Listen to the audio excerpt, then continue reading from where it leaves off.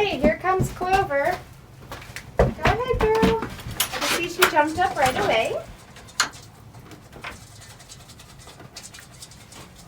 Okay, so I'm going to put the head bar on right away while she jumped up. And just to make sure it's closed. And then I'm going to start putting the hobbles on. I usually start with the one closest to me in case she starts kicking. So you're going to want to, because these are long, you're going to wrap them around 3 times and then clip them. And she might kick or pull her foot out, so it could take a couple tries. But usually while she's eating the grain, she's pretty nice. So you want to get it done while she's still eating. So you clip that like that.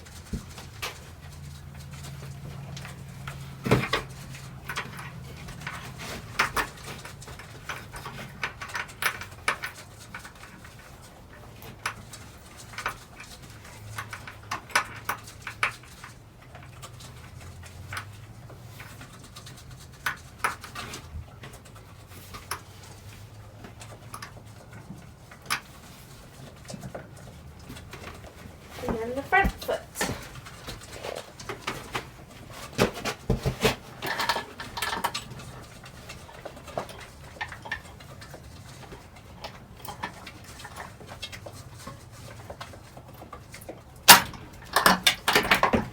As you can see now that she's done eating, she might get a little brattier.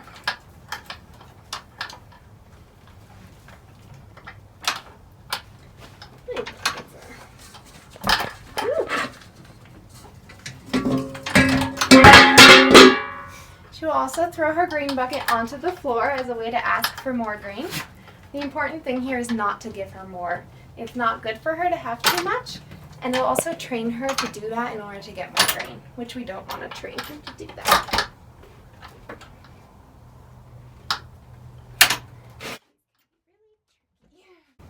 The next step after you get the hobbles on is to test the milk.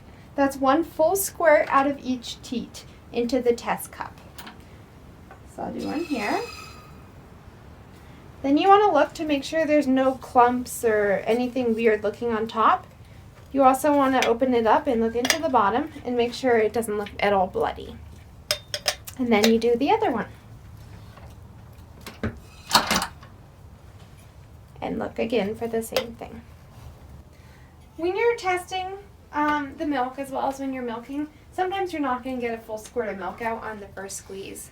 So you might have to massage the udder a little bit to get the milk to come down, or try multiple squeezes to make sure you get that full first squirt out. The next step is to brush the goat on its belly and udders to keep hair from falling into your milking pail while you're milking. The next step is to wash the teat and udder using the warm water and the paper towel that you brought. This step is important because some people drink the milk raw or make raw cheese, so you want to make sure it's very clean. And even if you don't drink it raw, you want to make sure it's quite clean. So you want to use a separate paper towel, or 2 if you need to, for each teat. You want to start at the bottom for about 10 seconds and wash the teat off. And then using the same paper towel, you move up and wash the rest of the udder.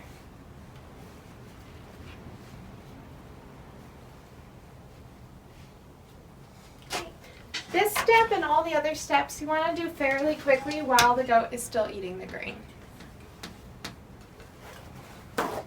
And they'll be a lot less agitated if you do it while they're eating the grain.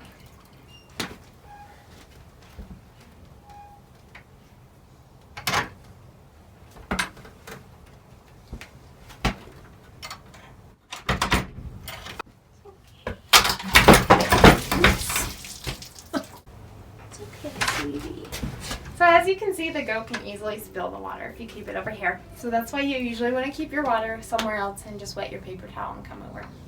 So the next step is to dry. And again, you want to use a separate paper towel for each teat and move from the bottom to the top.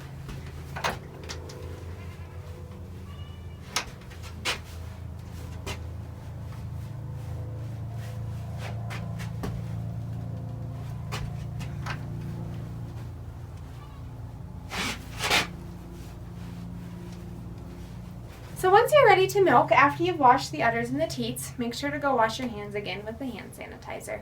And you want to make sure you don't put this on the udders when you're washing the udders, because it's not good for them. You want to use the soap for that. Okay, the next step is to milk the goat. So when you're starting out, you usually start with just doing one hand at a time. And so I'll show you starting with this teat back on the wall. As I showed you earlier, you're going to want to pinch and then squeeze down. And again, that's a pinch with your thumb and first finger, and then squeeze down to get the milk out. While you're milking, if they finish the grain, they might start kicking. So I usually keep my elbow and shoulder up against their front legs to keep them from stepping back.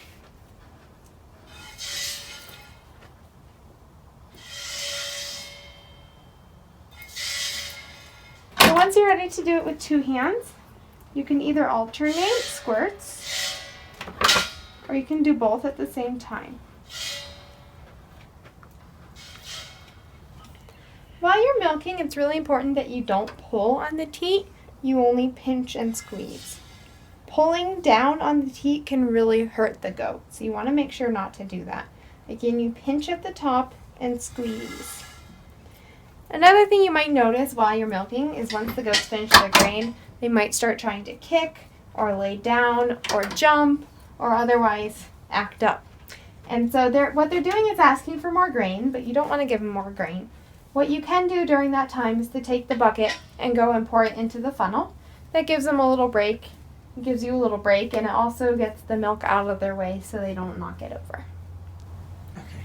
So later in the season, we're going to do something called bumping. We're not going to do it right now because we're sharing the milk with the babies. But you will be notified once it's time to start bumping.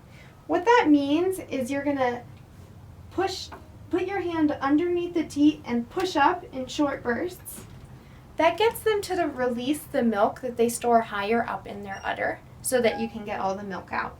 This doesn't hurt them at all. If you watch the babies drinking, they bump really, really hard.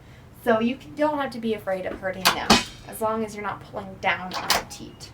So again, you just put your hand around the teat and bump up. And then you'll notice that more milk is released, and then you milk that out. It's really important once we start bumping and later in the season to make sure you get all of that milk out. That just makes sure that they continue producing the milk, and it keeps our milk supply up. So you make sure to come and milk and get all that milk out. So at intervals between milking, if you feel like it, and then at the end you're going to pour the milk through the funnel. So it's really simple. You just pour it through and wait for it to filter. Okay, so once you're going to want to take off the hobbles, you want to start with this foot inside the wall, because as you can see, she will kick a lot. And if you start with this outside one, she will maybe kick you. So we'll start with this inside foot. And she just steps right out of it. And then I'll do the front foot.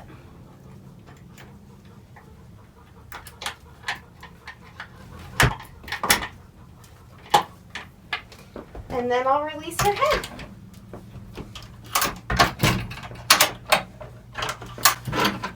And she's all set to go.